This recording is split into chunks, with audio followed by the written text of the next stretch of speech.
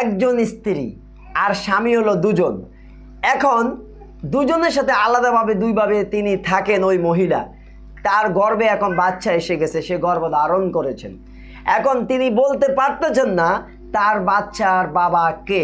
অর্থাৎ এই মেয়েটা, যাকে স্ক্রিনে আপনারা দেখতেছেন, ভিডিও আমি আপনাদেরকে দেখাবো, এই মেয়েটার বিবাহ হয়েছিল প্রথমে তার মা তাকে জোর করে এক জায়গায় বিয়ে দিয়েছিল, এরপরে সেখান থেকে সম্পর্ক থাকে, আবার আরেক জায়গায় প্রকাশ্যে তাকে বিবাহ দেওয়া হয়, এরপরে মেয়েটি সেখানেও থাকে। যখন মেয়েটি তার বাপের বাড়িতে বেড়াতে যায় তখন মা জোর করে ওই মেয়েটিকে আগের স্বামীর সাথে থাকতে দেয়। এইভাবে দুই স্বামীর মন রক্ষা করে সে দিনগুলো পার করে যাচ্ছে। অবশেষে তার গর্ভে বাচ্চা চলে আসে এবং বাচ্চা আসার পর এখন মেয়েটি বলতে পারতেছে না তার সন্তানের বাবা কে। প্রিয় বন্ধুগণ, এমনই একটা ঘটনা নাগরিক টিভি জাতির সামনে উপস্থাপন করেছে। এখন আমি কথা লম্বা না করে আপনাদেরকে নাগরিক টিভি সেই রিপোর্টটি দেখাবো। চলুন আমরা রিপোর্টটি দেখি আর ধিক্কার জানাই এমন মায়ের জন্যই, এমন লোভী মায়ের জন্য, যেই মা তার সন্তানকে এইভাবে পাপের কাজে লিপ্ত করে দেয়, তার ভবিষ্যৎ নষ্ট করে দেয়, তার জন্য ধিক্কার। গোপনে দুই স্বামীর সাথেই করেছেন সংসার, এখন নিজেই বলতে পারছেন না তার বাচ্চার বাবাকে। এদিকে বাচ্চার বাবা বলে দাবি করেছেন দুই স্বামী। এ গল্প যেন সিনেমার কাহিনীকেও হার মানিয়েছে। মাঝে মাঝে হানিফের সাথে ঢাকা যাওয়ার, আমার মার কাছে যাওয়ার পর সময় দিত, তারপর আমি আলামিনের কাছে সময় দিতাম। তো আমি মূলত বলতে পারতেছি না সন্তানটি কার। প্রথম স্বামীকে তালাক না দিয়ে 15 মাস আগে পারিবারিকভাবে আলামিনকে বিয়ে করেন ফাতেমা। আলামিনের সাথে বিয়ে হলেও যোগাযোগ বন্ধ হয়নি প্রথম স্বামী হানিফের সাথে। আলামিনের সাথে বিয়ের পরও প্রথম স্বামী হানিফের সাথে একাধিকবার দেখা সাক্ষাৎ করেন ফাতেমা। গোপন রাখেন দ্বিতীয় বিয়ের তথ্য।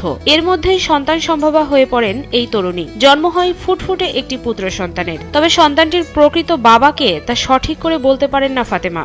1.5 মাস যাওয়ার পর, আলামিনের বিয়ের পর আমি রাগ করে আমার বাড়িতে চলে যাই। যাওয়ার পর আমার মার বাড়িতে আবার হানিফ আসে, আগে স্বামী আসে, আমি ওখানে যাইনি, আমার মার বাড়িতে আসে। তো আসার পর আমার সাথে থাকে, তারপর আমি প্রেগনেন্ট হই। কাউকে তালাক না দিয়ে দুই স্বামীর সাথে সম্পর্ক রেখে দীর্ঘদিন সংসার করে গেছেন ফাতেমা, যে কারণে দুই স্বামী বাচ্চাটিকে নিজের বলে দাবি করছেন। ফাতেমা ও বাচ্চার বাবাকে শনাক্ত করতে না পারায় বাচ্চাটির বাবার পরিচয় নিয়ে ধোঁয়াশা তৈরি হয়েছে। হানিফের সাথে 2 বছর বিয়ে হয়, তারপর আলামিনের সাথে 1 বছর 1 মাস বিয়ে হয়, কিন্তু হানিফ দাবি করতেছে এটা ওর। আমার মা আর আমার আগের স্বামী এটা চায় না, ওরা অনেক ঝামেলা করতেছে। হানিফের সাথে প্রথম বিয়ে হয়েছে, তারপর আলামিনের সাথে বিয়ে হয়।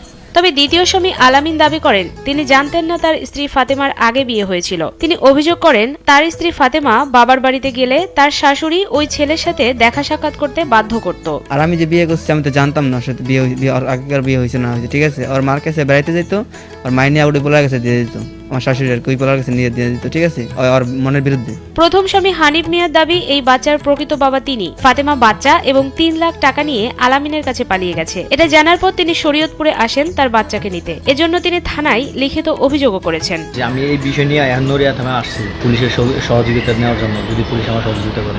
স্থানীয়রা এ বিষয়ে হতবাক। তারা বলছেন এরকম বিয়ে কখনো ইসলাম মেনে নেয় না। ইসলামী দৃষ্টিকে একমাত্র ওই বাচ্চার মাই বলতে হবে বাচ্চা কার। সবকিছু জানার পরও ফাতেমা আর বাচ্চাকে নিয়ে সংসার করতে চান আলামিন। তার ভাষ্য, ভালোবেসে শরীয়ত মোতাবেক ফাতেমাকে বিয়ে করেছেন তিনি। আমার স্ত্রীর জায়গায় বিয়ে হয়েছে তা আমি জানতাম না, ঠিক আছে, আমার থেকে গোপন করছে, ঠিক আছে। তারপরে এই কারণে আজকে আমি এত মামলা টামলা জড়িত, ঠিক আছে। আমি তো ভালোবেসে বিয়ে করছি প্রকৃতভাবে, ঠিক আছে। আজকে এই ওর জন্য, ঠিক আছে, ভালোবাসার জন্যই আজকে এত কিছু হইতেছে। আমি আমার স্ত্রী নিয়ে থাকতে চাই, আমি ওরা ভালোবাসি, আমি থাকতে চাই, ঠিক আছে। হয়তো ওর কাছে থাকবে না, ওর কাছে যাবে না, যাওয়া জাতীয় যাওয়া হয়েছে। এদিকে ফাতেমাও থাকতে চান বর্তমান স্বামী আলামিনের সঙ্গে। ফাতেমার অভিযোগ তার মা এবং প্রথম স্বামীর জোড়াজুড়িতে তার জীবনে নেমে এসেছে কালো মেঘের ছায়া। আমার আগের স্বামীর বিরুদ্ধে একটা মামলা ছিল, আমার পার্সোনাল ভিডিও পিক আমার ভাইয়ের কাছে দিয়ে দেয়, তার কারণে মামলা করছে। এটা 6 মাস জেল খাটার পর এখনও এটা প্রতিশোধ নেওয়ার জন্য আমাদের সংসারে আমার বর্তমান সংসার আলামিনের উপর প্রতিশোধ নেওয়ার জন্য আমাদের একটা মামলা করছে। এখন আমার বর্তমান স্বামী আমি সুখে আছি, তো আমি ওর সাথে থাকতে চাই। প্রিয় বন্ধুগণ, ভিডিওটি দেখে আপনি কি ভাবতেছেন? এমন এক ঘটনা, এমন নির্লজ্জ সমাজ। আজকে একটা মেয়ের 2টা স্বামীর সাথে সে থাকে, একটি মেয়ের 2টা বিবাহ হয়, আর 2জন স্বামী দাবি করতেছে বাচ্চা তার। প্রথম স্বামী বলতেছে বাচ্চা তার, দ্বিতীয় স্বামী বলতেছে বাচ্চা তার। আজকে যদি ইসলামিক আইন থাকতো তাহলে এদের 3 জনকে এমন চরমভাবে শাস্তি দেওয়া হতো, হত্যা করা হতো। আফসোস, চূড়ান্ত আফসোস বাংলার বুকে বাংলাদেশের মধ্যে একটা মুসলিম কান্ট্রিতে আজকে এই দৃশ্য আমাদেরকে দেখতে হয়। একটি মেয়ের দুজন স্বামী আর সন্তান নিয়ে করতেছে তারা কামলা কামলি। আফসোস, চূড়ান্ত আফসোস। সমাজ আজকে কোথায় পৌঁছে গিয়েছে, আগামী প্রজন্ম আসলে আজকে এমন এক পরিস্থিতি যে যার মন যা আসে তাই করে বসে। এটা কি কখনো সম্ভব, কেউ কখনো কল্পনা করেছে? কিন্তু সেটাও আজকে ঘটে গেছে। আল্লাহ রাব্বুল আলামিন আমাদের আগামী প্রজন্মকে হেফাজত করুক। বন্ধুগণ, ভিডিওটি শেষ করলাম। একটা অনুরোধ, যারা আমার চ্যানেলটি সাবস্ক্রাইব করেন না, প্লিজ চ্যানেলটি সাবস্ক্রাইব করে সাথে থাকবেন।